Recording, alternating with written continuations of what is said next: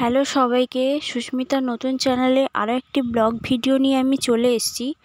তো আজকে I think সোমবার হবে, কেননা এই ভিডিওটা অনেক আগের ভিডিও। তো আমি যখন এটা হচ্ছে 2024-এর আমার জন্মদিনের দিন ভিডিও। আমার জন্মদিনে আমি প্রথম এই ভিডিওটা শ্যুট করেছিলাম। তো তখন আমি কোনো চ্যানেল খুলিনি, কোনো কিছু ছিল না। তো এই ভিডিওটা আমার থেকে গেছিলো, আজকে যখন চ্যানেল খুলেছি তাই তোমাদেরকে এই ভিডিওটা শেয়ার করছি। তো সকাল সকাল ঘুম থেকে উঠে এপাশে কাকিমা শাক কাটছিল। সকাল সকাল শাক ভাজা হবে, মানে আমার জন্মদিনের দিন শাক ভাজা হচ্ছে, মানে ভাবতে পারছো তোমরা। তো শাকটা কাটার পরে আমি ধুয়ে নিয়ে চলে এসেছি। তো এখানে আমি উনুনটা জ্বালিয়ে নিচ্ছি, কারণ আমি রান্না করব, উনুনেই করব। তো এখানে মোটামুটি আমার উনুন জ্বালানো হয়ে গেছে, আর ঝটপট আমি শাকটা ভেজে নিচ্ছি।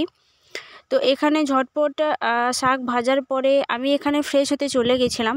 ফ্রেশ হয়ে এসে আমাকে বাবা পয়সা দিল যে প্রসাদ কিনতে, যেহেতু পুজো দিতে যাব মন্দিরে। তো আমার বোনকে সঙ্গে করে নিয়ে গেছিলাম একটু ফোনটা ধরার জন্য। তো বাড়ির থেকে জাস্ট 3 থেকে 4 মিনিটের রাস্তা, মানে টাইম লাগবে, আই থিঙ্ক এর থেকে কম হবে মনে হয়।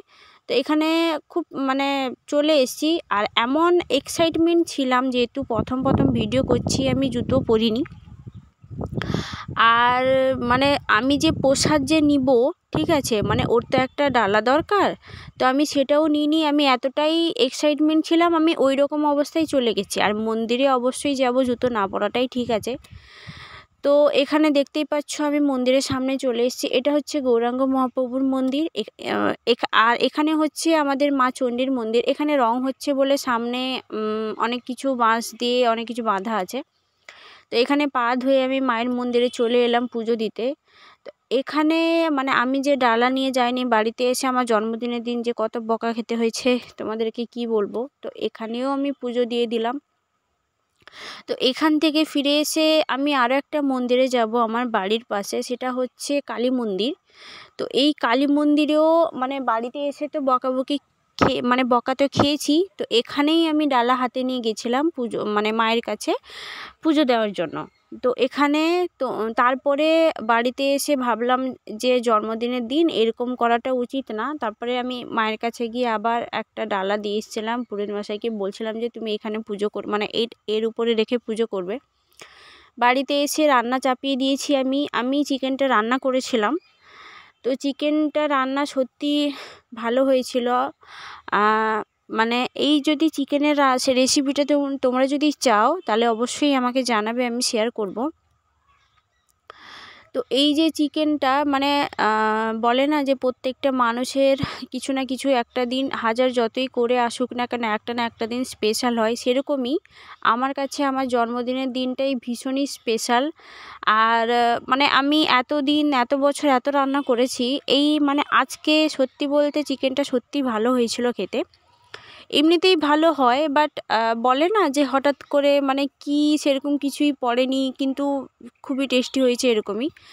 তো চিকেন রান্না হয়ে গেছে, আমি এখানে জল ঢেলে দিয়েছি, মাকে বলছিলাম যে জলটা ঢেলে দাও। এখানে গ্রেভি করব, বেশি ঝোল রাখবো না।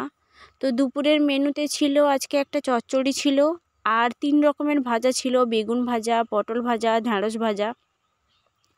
তো আজকের ওয়েদারটা সত্যি ভীষণই সুন্দর ছিল।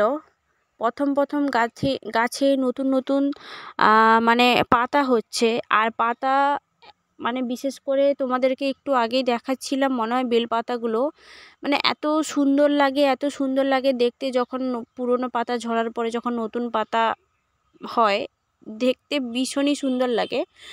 তো এখানে চলে এসেছি আমি দুপুরে খাওয়া দাওয়া করতে। এখানে বাবাকে আর 2 ভাইকে খেতে দিয়ে দিয়েছিল সবাই।